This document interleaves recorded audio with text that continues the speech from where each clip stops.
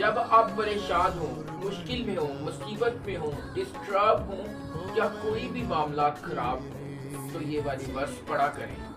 जो मुझे ताकत बख्शता है उसमें मैं सब कुछ कर सकता हूँ। फिलिपियों 4:13 आयत।